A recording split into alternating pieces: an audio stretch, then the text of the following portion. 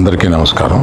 ఇప్పుడే హాస్పిటల్ ఐసీయూలో ఉన్న శ్రీతేజ్ ఐసీయూలో చూసి బయటికి వస్తున్నాను. డాక్టర్స్ అందరితోటి నేను మాట్లాడాను. అబ్బాయి రోజు రోజుకి రికవర్ అవుతున్నారు. లాస్ట్ 14 డేస్లోనూ పర్టికులర్ లాస్ట్ 10 డేస్లో రికవరీ కనపడుతుంది. బట్ చాలా టైం పట్టొచ్చు అని కూడా చెప్పారు. ఇలాగా ఆ అబ్బాయి కోలుకోవడానికి ఏమైనా చేయడానికి మేము సిద్ధంగా ఉన్నాము.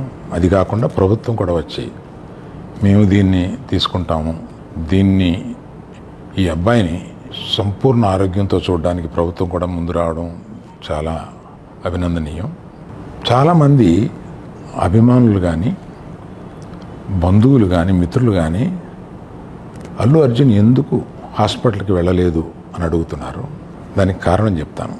స్టాంపీడ్ జరిగిన రోజు మరుసటి రోజు మార్నింగే అల్లు అర్జున్ వద్దామని అనుకుంటే హాస్పిటల్ అధికారులు నిన్నే కదా జరిగింది, ఇవాళ ఈ హాస్పిటల్కి వచ్చి ఇక్కడ ఇంకొక ఇన్సిడెంట్ని ఎందుకు అవాయిడ్ చేయమని చెప్పి అడిగారు. కరెక్టే కదా అనిపించింది. రాలేకపోయారు.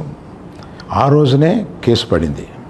ఆ కేసులో పడిన తర్వాత మన legal team headed by Niranjan గారు strongly advised Bunny should not go to the hospital at all or meet the parents ఇట్లా అని చెప్పి గట్టిగా చెప్పారు.